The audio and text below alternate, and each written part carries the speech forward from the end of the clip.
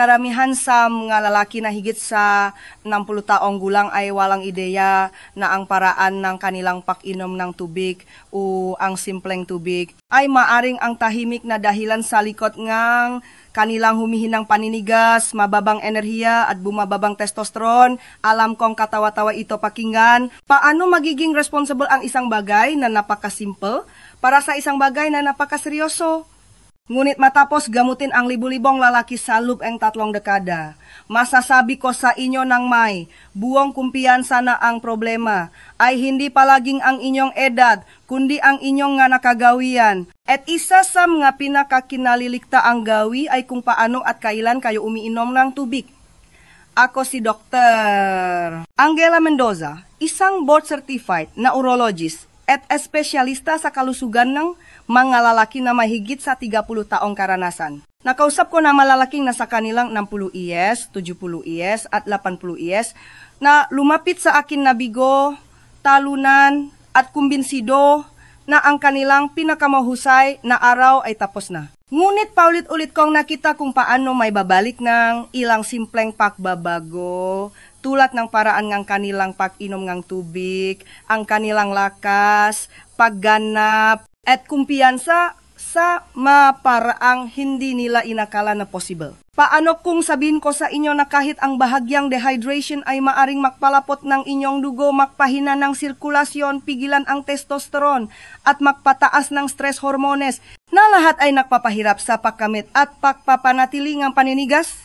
At paano kung ang solusyon ay hindi matatakwan sa isang boteng amot, kundi sa isang basong tubig na ginamit sa tamang paraan? Sa video ngayon, ibubunya ko ang 8 makapangyarihang na sikreto na suportado ng agam tungkol sa tubig at paninigas na sana ay nalaman ng mamatatandang lalaki ilang dekada na ang nakalipas.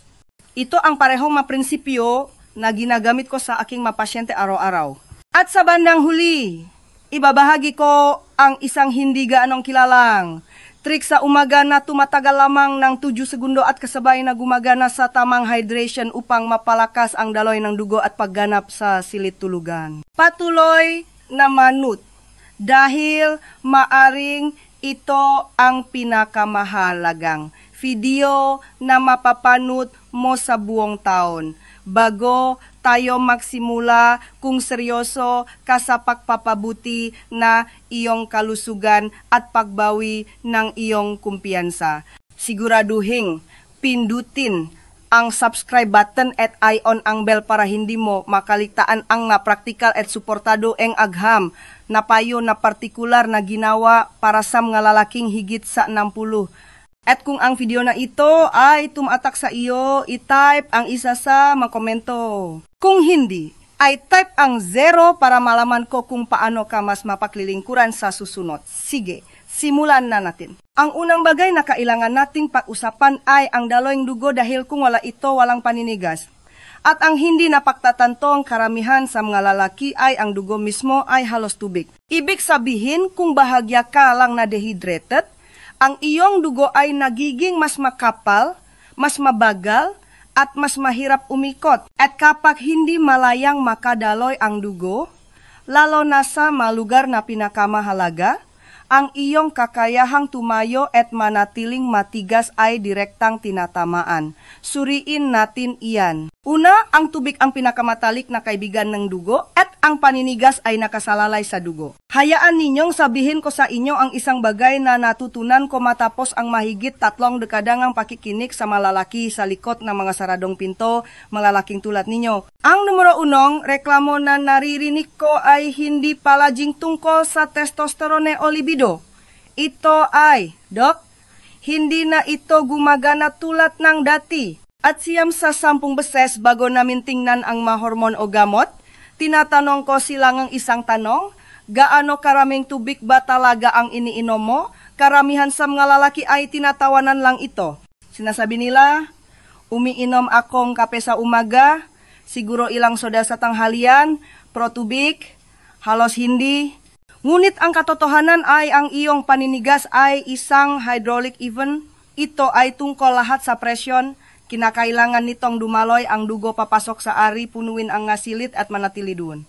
Ngunit kung ang iyong dugo ay masyadong makapal, masyadong mabagal, o masyadong mabigat para gumalaw ng maayos, ang presyon na iyon ay hindi kailanman nabubuo. Maari mong maramdaman ang pagnanasa, ngunit sa pisikal, hindi kayang tumugon ang iyong katawan. Ang dugo ay higit sa 90% na tubig. Kaya kapag hindi ka hydrated, kahit kaunti lang, nagiging matamlay ang iyong dugo. Kailangang mekpam mas malakas ang iyong puso para may kalat ito. Ibig sabihin, mas kaunting oxygen, mas kaunting pahahatid ng sustansya, at mas kaunting daloyng dugo sa iyong ari. At hindi lang iyon, opinyon ko. Iyan ay simpleng biyolohiyang tao. Isa sa aking mga pasyente, si Jim, isang 68 taong gulang na dating coach, ay pumasok sa aking opisina na nakayuko at sinabing, "Dok, hindi na gumagana. Sa tingin ko, masyado na akong matanda." Tinanggap na niya ito bilang kanyang bagong normal. Ngunit nang tingnan ko ang kanyang pamumuhay, halos lahat ay tama ang ginagawa niya maliban sa pag-inom ng tubig. Walang malalaking karamdaman, walang magamot, kundi talamak na dehydration lamang. Hiniling ko sa kanya na mangako sa isang maliit na pagbabago, ang pagigop ng tubig sa buong araw, ng tuloy-tuloy at may intention. Walang pag-inom ng mabilis, walang nga bote na mayelo, kundi mabagal at tuloy-tuloy na hydration. Pakalipas ng 2 linggo bumalik siya na nakangiti. Hindi ko alam kung ano ang nagbago, sabi niya, pero may gumagana na ulit. At ang tanging pagbabagong ginawa niya ay kung paano siya uminom kang tubig. Iyan ang kapangyarihan kan tamang hydration. Pinapanipis nito ang iyong dugo, pinapabuti ang sirkulasyon, at sinusuportahan ang bawat mekanismo na inaasahan ng iyong katawan para sa pagganap. At hindi ito nangangailangan ng marami, kundi pagiging pare-pareho. Hindi napagtatanto ang karamihan sa malalaki na kahit ang bahagyang dehydration ay maaring mabawas ng dami ng dugo na sapat upang makagawa ng pagkakaiba. Hindi mo nararamdaman na nauhaw ka, ngunit ang iyong katawan ay bumabagal na. Ang lakas ng iyong paninigas ay humihina. Ang iyong oras ng pagbawi ay tumatagal. At ang iyong kumpiyansa ay nagsisimulang mawala tahimik dahan-dahan sa paglipas ng panahon. Ngunit narito ang dahilan kung bakit ito mas mahalaga. Ang iyong dugo ay hindi lamang nagdadala ng oksigen. Naghahatid din ito ng mga hormon. Ang testosterone, nitric oxide, at mga mahalagang sustansya ay dumadaloy lahat sa iyong daluyan ng dugo upang makarating kung saan sila kailangan. Kung ang sistemang iyon ay hindi dumadaloy ng maayos, walang gumagana tulad ng nararapat. Kaya sa susunod na maramdaman mo na binibigo kang iyong katawan, huwag agad mag-isip nga ang konklusyon tungkol sa pagtanda. Tanungin muna ang iyong sarili, sapat ba akong hydrated para magawa ang dugo ko ang trabaho nito? Ngayon, simula pa lang iyan. Dahil kahit sapat ang iniinom mong tubig, may iba pang bagay na maaring sumasabotahe sa iyong pagganap mula sa loop. At ito ay mas mapanganib kaysa sa mahinang daloyng dugo. Ito ay may kinalaman sa isang hormone na kailangan ng bawat lalaki at kung ano ang nangyayari dito kapag ang iyong katawan ay napupunta sa survival mode.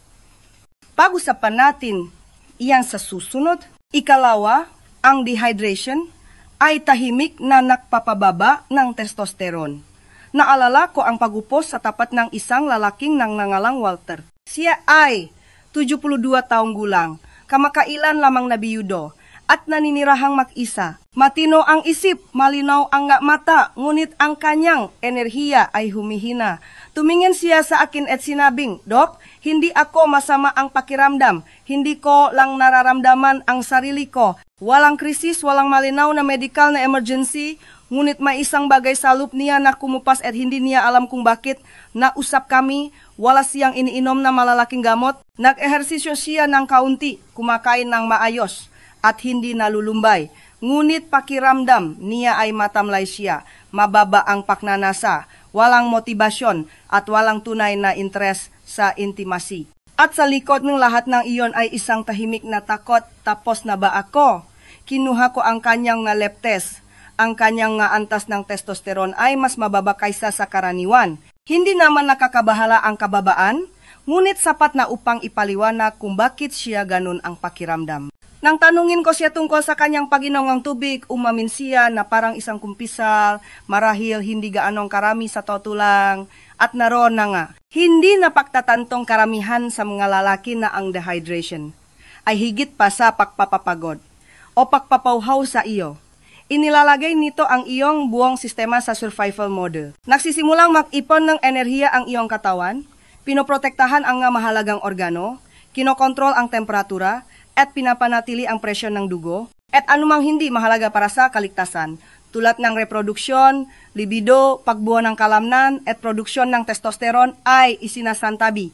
Ang testosterone ay hindi lamang tungkol sa sex. Ito ay tungkol sa pagnanasa, lakas, pagkakakilanlan. Ito ang apoy sa iyong tiyan na nagpaparamdam sa iyo na isang lalaki. Ngunit kapag nararamdaman iyong katawan ang kakulangan ang tubig, pinipigilan ito ang apoy na iyon upang iligtas ang sarili.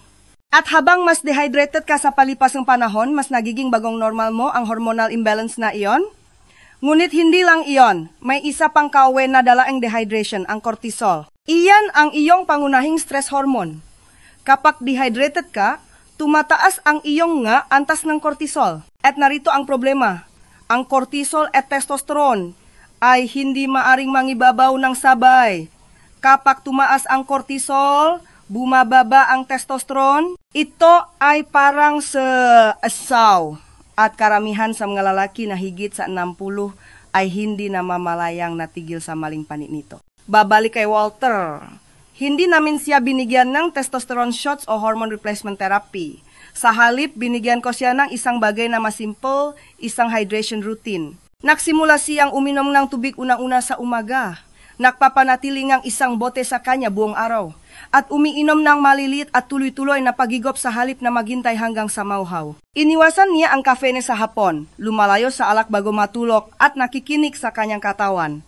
Pagkalipas ng 4 na linggo, bumalik siya sa aking opisina na may sigla sa kanyang hakbang. Dok, sabi niya, pakiramdam ko ay gising na ulit ako.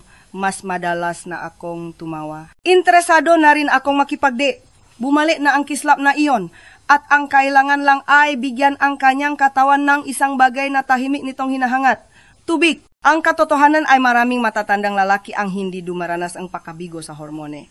Sila ay dumaranas ang pangmatagalang dehydration at walang sinuman ang nagsabi sa kanila. Ngunit kahit na uminom kang tubig araw-araw, mayroon pa ring isang bagay na halos lahat na lalaki ay ganap na nakakamali. At hindi ito tungkol sa kung gaano karami, kundi kung paano ang isang pagkakamaling ito ay maaring ang dahilan kung bakit hindi pa rin tumutugon ang iyong katawan sa paraang gusto mo. Hayaan mong ipakita ko sa iyo kung ano ito. Ikatlo, karamihan sa mga lalaki ay mali ang paraan ng pag-inom ng tubig. Noong una kong sinabi sa malalaki na ang paraan ng pag-inom nila ng tubig ay nakakapekto sa kanilang paninigas, aaminin ko karamihan sa kanila ay tinawanan ako. Hindi ko malilimutan si Mike, isang retiradong truck driver sa kanyang huling bahagi nga, 60 ansat.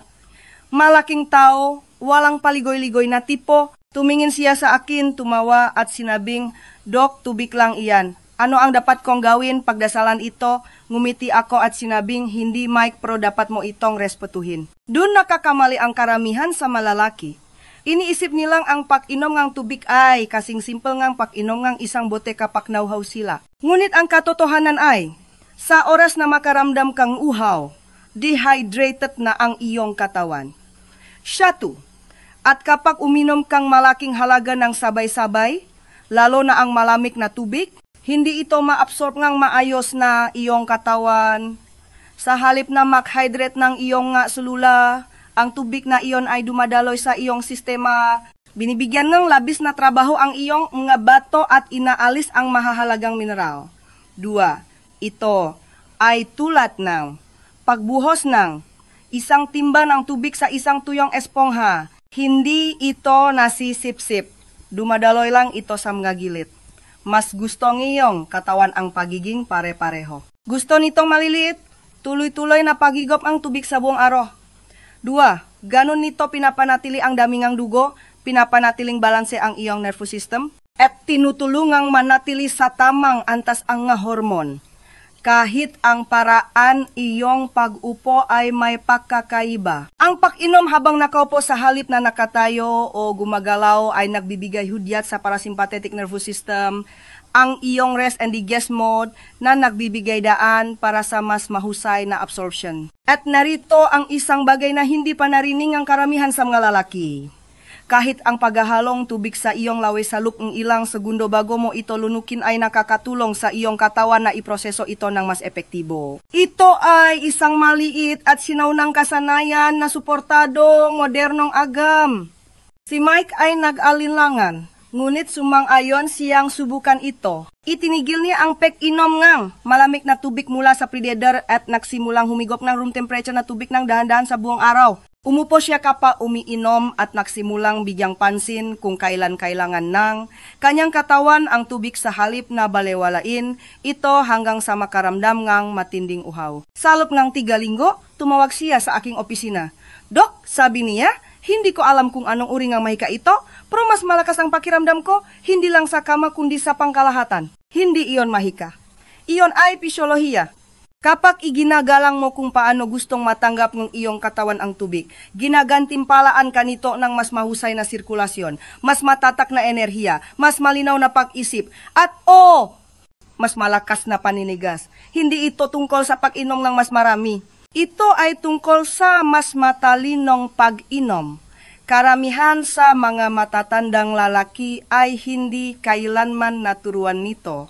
Ipinapalagay nilang ang hydration ay tungkol lamang sa dami. Ngunit ang kalidad, kung paano ka mag-hydrate, ang gumagawang lahat ng pagkakaiba, isipin ang iyong katawan na parang isang klasikong makina. Hindi mo ito pupunuin ng gasolina sa isang biglaang buhos at aasahan na tatakbo ito ng maayos. Bibigan mo ito ng gasolina ng dahan-dahan, maingat at tuloy-tuloy. Ganun din gumagana ang iyong katawan. At narito ang catch. Kahit na umiinom ka ng tubig sa tamang paraan, may malaking pagkakataon na gumagawa ka pa rin ng bagay sa buong araw na nagpapawalang bisa sa lahat ng iyong pagsisikap. Mga maliliit na gawin na tila hindi nakakapinsala ngunit tahimik na kumukuha ng tubig mula sa iyong sistema at sumasabotahe sa iyong pakunlat. Tingnan natin ng mas malapitan ng mayon sa susunod. Ika-4, nakatagong gawi na nagpapawalang bisa sa tamang hydration. Walang mas nakakadismaya kaysa sa paggawa ng tama at hindi nakakakita ng resulta. Nakikita ko ito sa lahat ng oras sa aking mamatatandang pasyente. Mga lalaking nanganggako na iinom nga mas maraming tubig. Babaguhin ang kanilang mga gawi at talagang sinusubukang alagaan ang kanilang sarili. Para lamang bumalik pakalipas ng ilang linggo na nagsasabing, "Dok, medyo mas mabuti ang pakiramdam ko, pero hindi ito ang inaasahan ko." Iyan mismo ang nangyari kay Harold, isang 74 taong gulang na retiradong piloto na sumunod sa aking payo sa hydration hanggang sa kaliit-litang detalye. Humigop siya ng dahan-dahan, iniwasan ang malamig na tubig, umiinom habang nakaupo. Ginawa niya ang lahat ng hiniling ko, ngunit nang umupo siya sa tapat ko sa kanyang follow-up visit, mukha siyang naguguluhan. "Dok, umaasa ako ngang higit pa. Kaya mas malapitan naming tiningnan ang iba pa niyang gawain. Ang nahanap namin ay maliliit, pang-araw-araw na pagpili, na tila hindi nakakapinsala ngunit sa katunayan ay kumokontra sa kanya. Tulad ng maraming lalaki, sinimulan ni Harold ang kanyang umaga sa isang matapang na tasa ng kape. Tiga sa hapon, nag-enjoy siya sa isang baso ng alak kasama ang hapunan. Pagtapos ng isang makatas na orange o ilang hiwa ng pakwan, hinuhugasan niya ito ng isang malaking basong tubig. Walang alinman dito ang tila problema hanggang sa tiningnan namin ito sa lente ang hydration. Ang caffeine at alak ay parehong diuretics. Ibig sabihin, talagang kinukuha nila ang tubig mula sa iyong sistema, pinapataas ang paghihi at iniiwan kang mas dehydrated kaysa sa inaakala mo. 4-5 ari mong isipin na pinupunan mo itong tubig, ngunit kung hinahabol mo ito pagkatapos ng kape o alak, naglalaro ka lang ng habulan at hindi ka talaga nakakabawi. Pagkatapos mayroong isiyong tiempo. Ang pag-inom ng tubig kaagad pagkatapos, kumain nga prutas na mayaman sa tubig tulad ng orange, ubas, o melon ay maring dilute na iyong makadigestiva enzyme at making sandi na bloating. Siyas kapag nangyari iyon, ang iyong katawan ay nagiging hindi gaanong mahusay sa pag-absorb ng mga sustansya at ang iyong pag-inom ng tubig ay nawawalan ng ilan sa mga benepisyo nito. Maging ang isang bagay na kasing inosente ng pag-inom ng sobrang tubig ng napakabilis na tinatawag nating overhydration ay maaring mag-alis ng mapangunahing mineral tulad ng sodium, magnesium, at potassium. Dua-tiga ang mineral na ito ay mahalaga para sa pagganan na, pag-ikli nga kalamnan, at ang iyong sexual na tugon. Nang maunawaan ito ni Harold, gumawa kami ng ilang maliliit na paksasayos. Sinimulan niyang paghiwalayin ang kanyang pag-inom ng tubig ng may intensyon.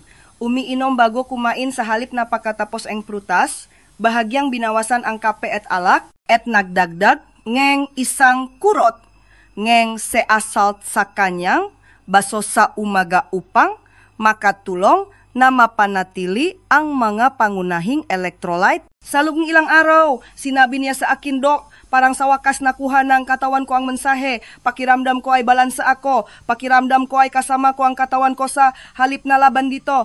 Minsan ang solusyon ay hindi tungkol sa paggawa ang higit pa. Ito ay tungkol sa pag-alis ang banayat na bagay na tahimik na sumasabotahe sa iyong pagsisikap. Kapag inalis mo ang mga nakatagong pagkakamaling iyon, ang mga benepisyo ng hydration ay nagsisimulang gumana pabor sa iyo, halos tulad ng isang switch na binuksan sa loop mo. Ngunit ang talagang nakakatuwa sa akin ay ito. Ang agam ay nagsisimula ng patunayan kung gaano kalakas ang tamang hydration. Hindi lamang sa teorya, kundi sa mga nasusukat na resulta na marimong makita at maramdaman. Mas matigas na paninigas, mas mahusay na enerhiya, mas malinaw na pag-isip. Hindi lang ito salita, ito ay biolohiya. At ang susunod na bahagi ay magpapakita sa iyo kung bakit. Sumisit tayo sa sinasabi ng agham. Ikalima, ang benepisyong suportado nga, agham ng tamang hydration para sa sexual na kalusugan. Isa sa mga pinakakapakipakinabang na bahagi ng aking trabaho ay ang panonod sa aham na kinukumpirma ang dati nating nararamdaman na totoo, na kapag binigyan mo ang iyong katawan ng tunay na kailangan nito, ito ay tumutugon. Walang gimmick, walang mabilisang solusyon, kundi isang pagbabalik sa kung ano ang dapat na gumagana sa simula pa lang. Naalala ko si Carol, isang 70 taong gulang na lalaki na lumapit sa akin hindi dahil sa anumang partikular na isyung medikal, kundi dahil pakiramdam niya ay kumukupas na siya. Wala siyang sakit, hindi siya may karamdaman, ngunit mayroong dahan-dahang pakupas ng kanyang kislap. Dati, pakiramdam niya ay masigasig, alerto, konektado, ngunit ngayon ayon sa kanya, Dok, pakiramdam ko ay umiral na lang ako. Habang nag-uusap kami, naging malinaw na marami sa mga pagbabagong iyon ay isinantabi na niya bilang normal na pagtanda. Ang kanyang buhay sexual ay nanahimik, wala sa focus ang kanyang isip, tumataas ang kanyang presyon ng dugo, maputla ang kanyang balat, at bumabagsa ang kanyang enerhiya sa kalagitnaan ng araw. Itinuring niya ang lahat ngang ito bilang bahagi ng pagiging nasa 70. Ngunit ang kapansin-pansin sa akin ay kung gaano kalit na tubig ang kanyang iniinom. Hindi sa ayaw niya nito, hindi lang niya naramdaman na ito ay kagyat. Tulad ng maraming lalaki sa kanyang edad, umiinom siya kapag naalala niya, ngunit hindi ito isang gawi. Hiniling ko sa kanya na mangako sa tamang hydration. Hindi lang pag-inom nga mas marami, kundi mas mahusay na pag-inom. Malilit, tuloy-tuloy na paghigop sa buong araw. Room temperature, nakaupo. Walang mabilisang pag-inom, walang malamig na pagkabigla, walang pag-asa sa uhaw bilang hudyat. Si Carol ay naalinlangan ngunit sinubukan ito. Pakalipas 6 na linggo, ibang tao na siya. Bumalik ang kanyang paninigas ng may higit na lakas, bumaba ang kanyang presyon ng dugo. Mas malusok ang itsura ng kanyang balat. Mas matalas siya sa pag-isip, mas emosyonal na naroron. Napansin pa nga ng kanyang asawa at marahang nagtanong isang gabi, okay ka lang ba? Parang bumalik ka na sa dati mong sarili. Ang tanong na iyon para sa kanya ay ang turning point. Hindi lang ito tungkol sa sex. Ito ay tungkol sa buhay, tungkol sa pagiging gising muli. At hindi lang ito isang swerteng pagkakataon. Sinusuportahan nga ang pananaliksik ang naranasan ni Carl at Enge, napakaraming iba pang lalaki. Pinapabuti nga hydration ang lapot ng dugo, na nakbibigay daan para sa mas mayos na sirkulasyon.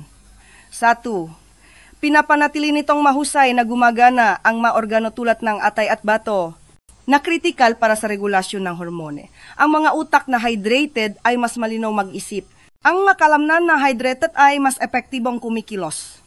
At ang dugong hydrated ay naghahatid ang oxygen at testosterone kung saan mismo ito kailangan ng iyong katawan, lalo na sa ma-intimate na sandali. Kahit isang 1% o 2% na pagbaba sa hydration ay maaring negatibong, makaapekto sa mood, memorya at focus. Ngunit kapag ikaw ay maayos na hydrated, mas kalmado, mas may kumpiyansa, at mas konektado ang pakiramdam mo, hindi lang sa iyong katawan kundi sa iyong kapareha. At kapag bumuti ang sirkulasyon, bumubuti rin ang kalidad ng paninigas.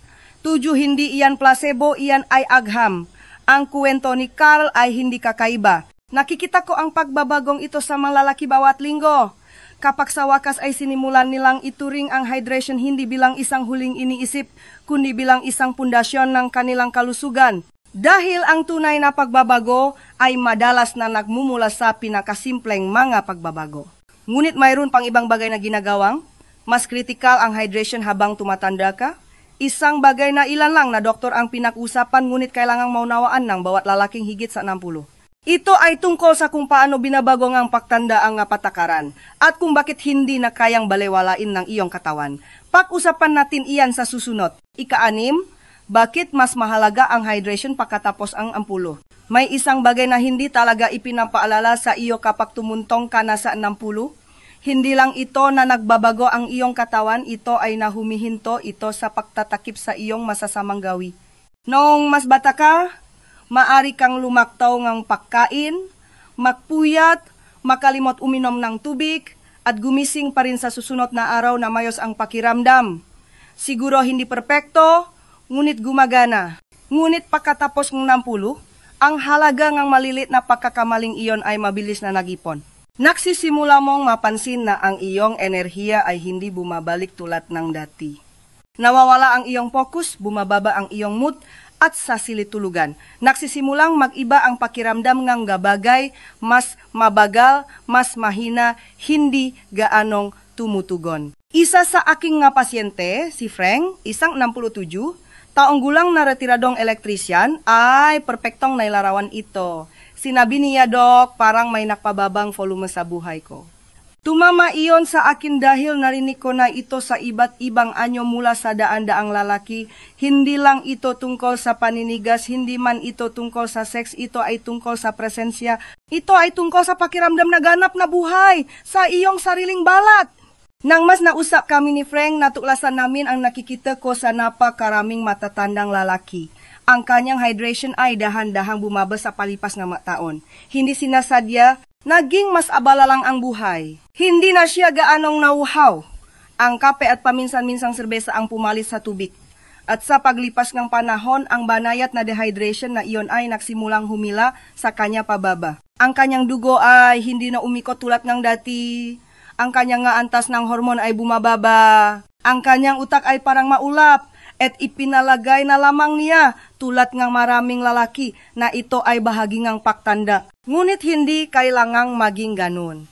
Matapos lamang ang ilang linggo ng tuloy-tuloy, maingat na hydration, room temperature na tubig, mabagal na paghigop sa buong araw, walang malamig na pag-inom ng mabilis, at pahintong nga likido ng hindi bababa sa 1 oras bago matulog, nagsimulang mag-iba ang pakiramdam ni Frank.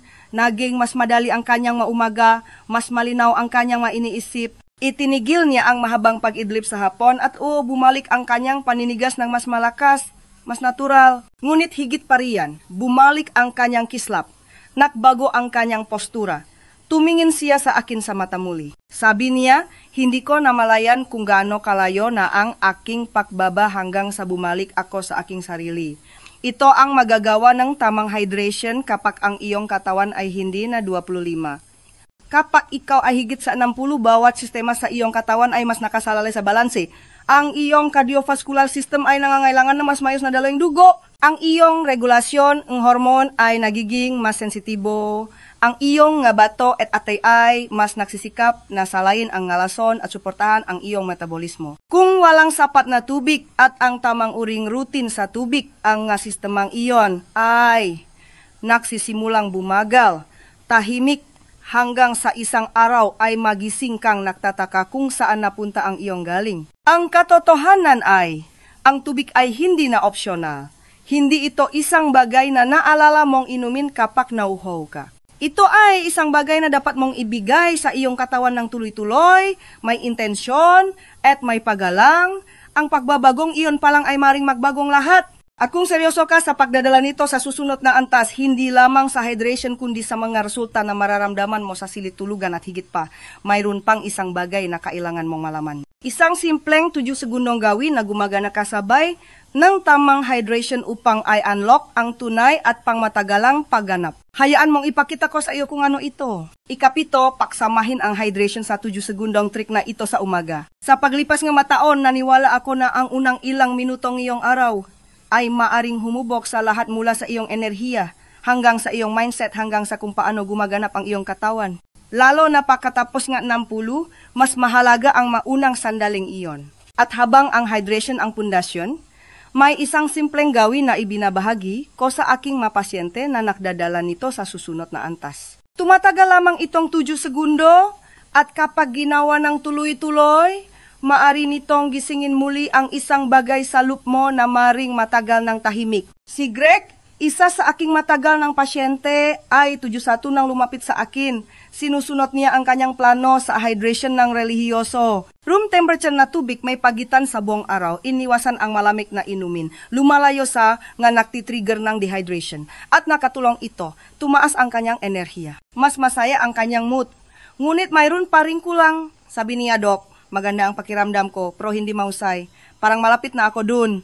Dun ko itinuro sa kanya ang 7 segundong trick sa umaga. Hindi ito komplikado at hindi nangangailangan ng anumang espesyal na kagamitan. Ikaw lang ang iyong hininga at ang iyong intensyon. Ang technique ay simple, isang mabagal, malalim na pahinga sa pamamagitan ng ilong, hawakan ng ilang segundo, pagkatapos ay dahan-dahang ilabas sa pamamagitan ng ilong muli. Ang ginagawa nito ay pinasisigla ang paglabas ng nitric oxide, isang natural na molekula na ginagawa ang iyong katawan na nagsisilbing switch para sa daloy ng dugo. Sinasabi nito sa iyong mga daluyan ng dugo na mag-relax at magbukas, na nagpapahintulot sa mas maraming dugong mayaman sa oksigen na mabot ang bawat bahagi ng iyong katawan, kasama na ang iniisip mo ngayon. Karamihan sa mga lalaki na higit sa 60 ay may bumababang antas ng nitric oxide.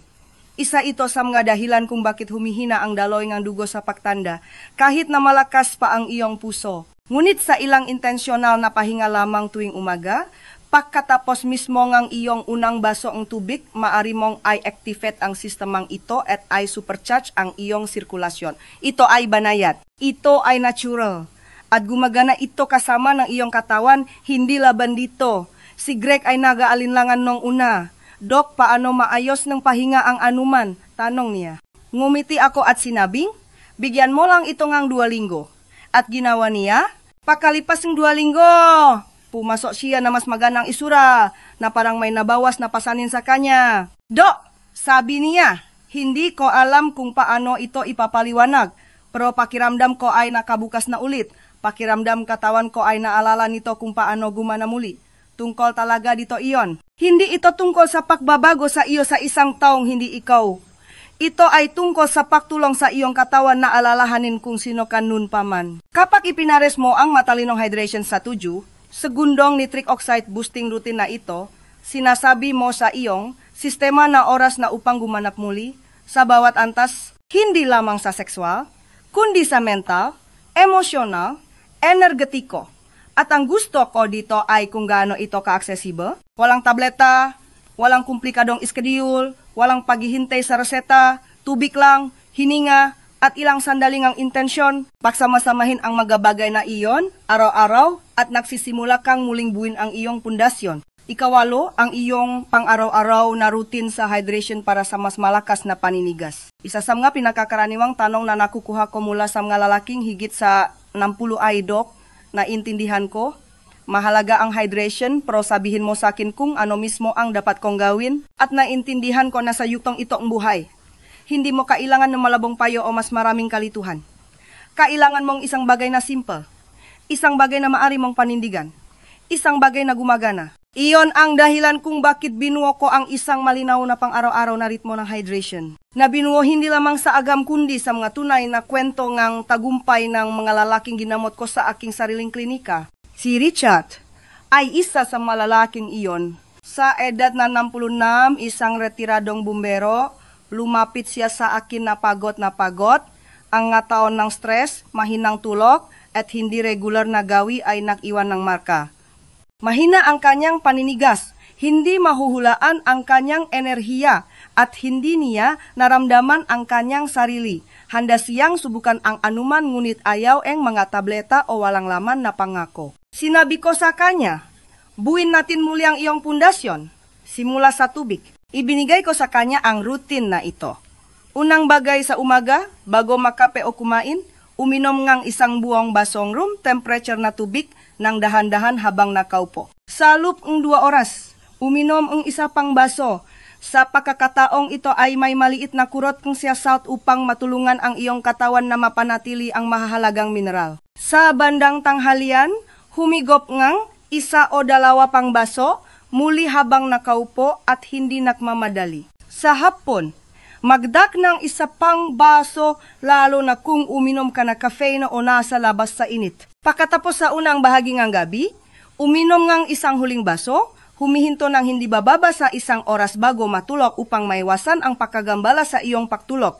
Sinunod niya ito. Walang paglaktaw, walang pagmamadali, walang malamig na pag-inom ng mabilis, kundi maingat, tuloy-tuloy na hydration araw-araw. Sa loob ng 3 linggo, mas nakaramdam si Richard ng focus. Nawala ang kanyang pagbagsak sa hapon.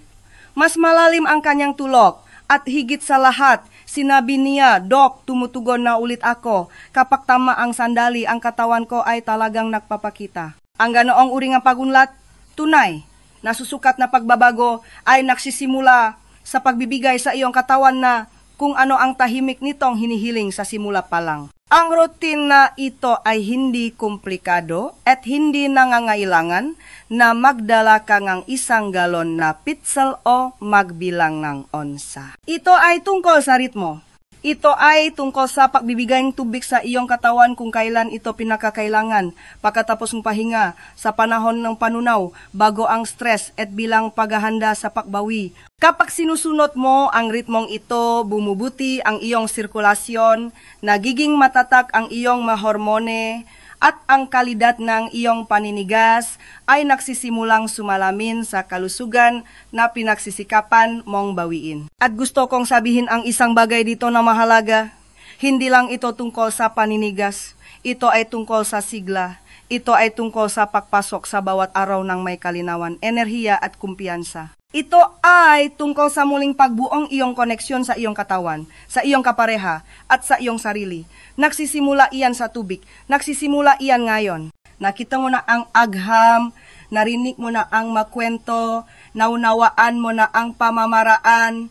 Ngunit bago tayo magtapos, gusto kong iwanan kang isang huling mensahe.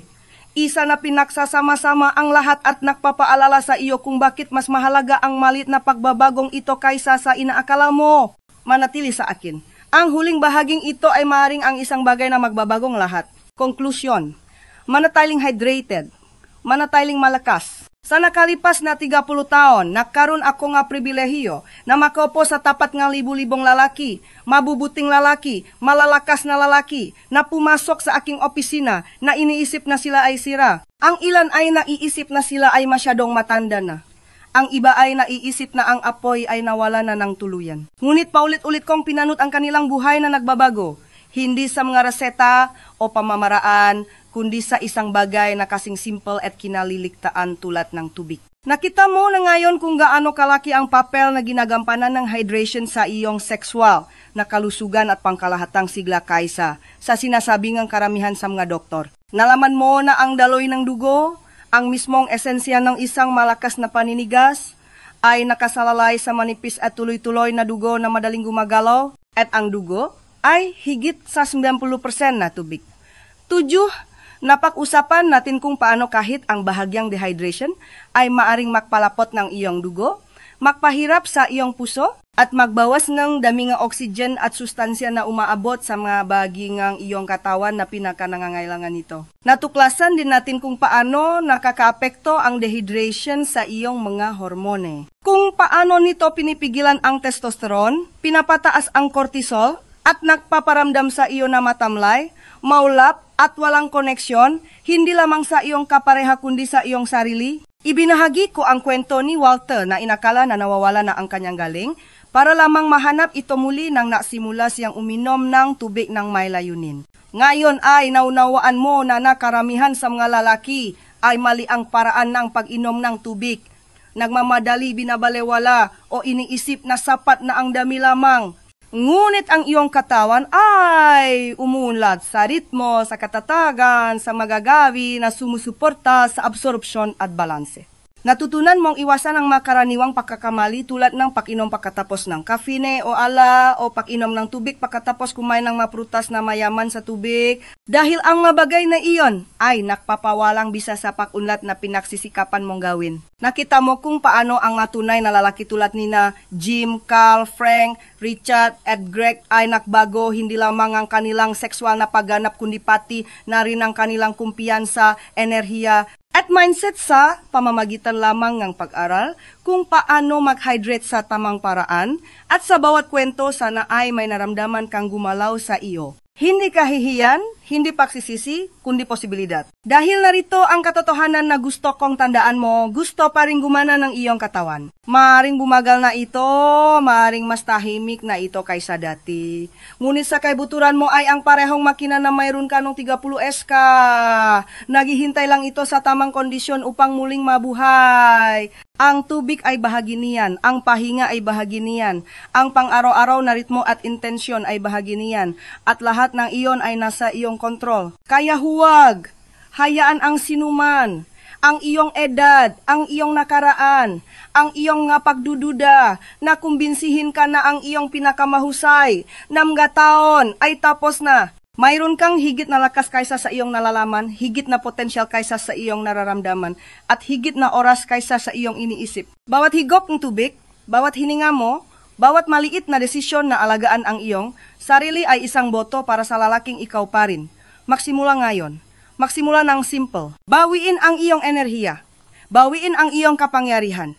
Bawiin ang iyong katawan, isang baso sa isang pagkakataon. At kung handa ka na para sa susunod na hakbang, kung gusto mong patuloy na umunlad tungo sa isang mas malakas, mas masiglang bersyon ng iyong sarili, manatili sa akin, marami pang darating. Mas maraming agam, mas maraming estratehiya, mas maraming katotohanan na hindi sinasabing ang iba.